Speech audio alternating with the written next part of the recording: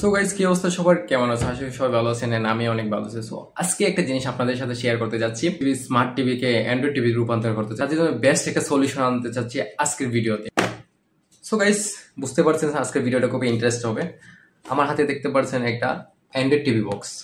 যাদের normal TV আছে, বলেন মনিটর আছে, স্মার্ট টিভি আছে, তাদের অ্যান্ড্রয়েড টিভি রূপান্তর করতে চান, তাদের জন্য বেস্ট হবে এই প্রোডাক্টটা। তো এই প্রোডাক্টটা মধ্যে কি কি আছে এবং কি কি জিনিস দিচ্ছে, সুবিধা দিচ্ছে, সম্পূর্ণ জিনিসটা দেখলে বুঝতে পারবেন এবং আপনাদের সামনে আমি আনবক্সিং করতেছি। তো এইটার মডেল হলো TX 20 Pro।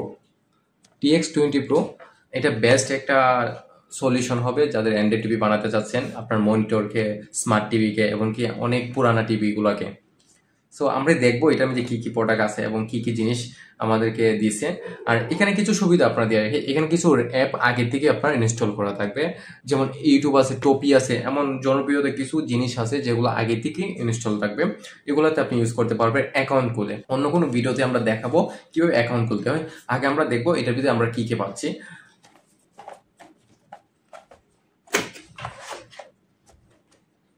প্রথমে যেটা হাতে আসছে যে টিভি বক্সটা, আগে টিভি বক্সটা হাতে আছে, আমরা এগুলো পরে দেখবো। আগে মেন দেখবো এটার ভিতরে আর কি আছে। আচ্ছা, এটা এক সাইডে রাখি আমরা।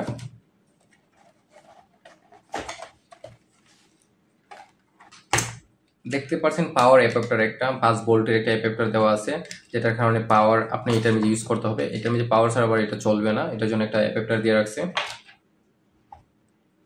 একটা HDMI পোর্ট দিছে, এটা মূলত হবে 1 ফুটের মতন। তারপর এটা আপনি চাইলে আপনি বাজার থেকে কিনে আর একটু বড় HDMI ইউজ করতে পারেন। আচ্ছা, এটার সাথে 1 ফুট একটা HDMI দিয়ে দিছে। সাথে আছে একটা রিমোট, যেখানে ভয়েস পর্যন্ত আপনি দিতে পারবেন, ইউটিউবে যাইতে পারবেন, এমন সব ধরনের সুবিধা আছে এটার মধ্যে। এখন আমরা আনবক্সিং করবো যেটা মেইন পার্ট এটারে। আর এটার মধ্যে কি কি সুবিধা আছে সেটা আমরা দেখাবো, কি কি পোর্ট দিয়েছে সেটা। প্রথমে এখানে যেটা চোখে পড়ছে, এখানে একটা ডিসপ্লে আছে, দেখতেই পাচ্ছেন ডিসপ্লেটা। আর এখানে একটা SD কার্ড লাগাইতে পারবেন আপনি। অনেকে বলেন আমরা মেমোরি কার্ড, একটা মেমোরি, সরাসরি মেমোরি আপনি অ্যাটাচ করতে পারবেন।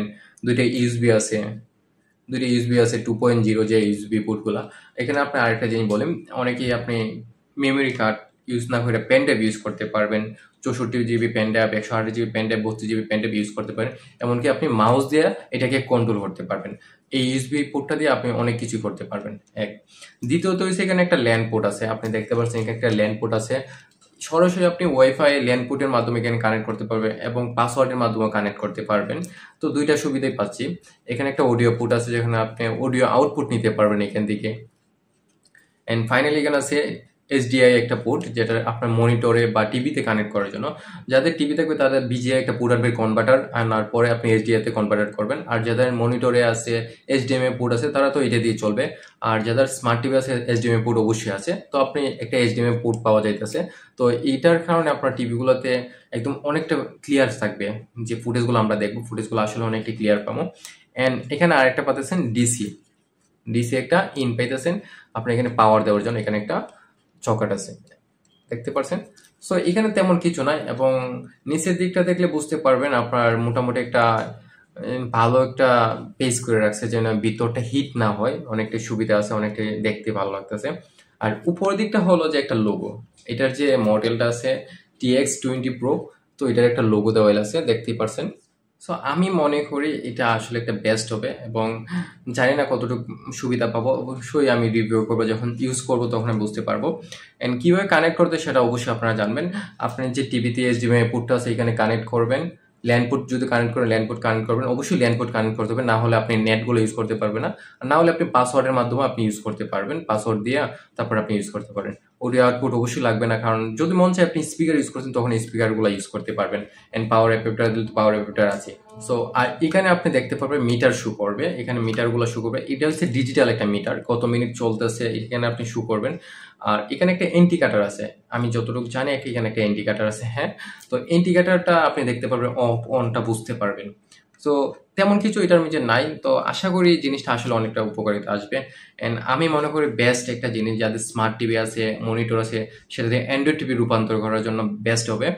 আর এটা আমি যে লেখা দেখলাম আপনার 12 GB র্যাম, এত জিবি র্যাম হবে না, আরো কম হবে, 2 থেকে 3 GB র্যাম হবে।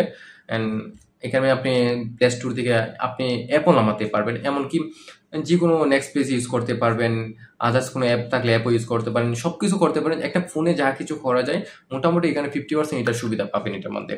টোপি তো আছে, টোপির সাথে আপনি যদি সেট আপ করতে পারেন, টোপির মধ্যে যত ধরনের অ্যাপ আছে, যত ধরনের চ্যানেল আছে আপনি ইউজ করতে পারবেন।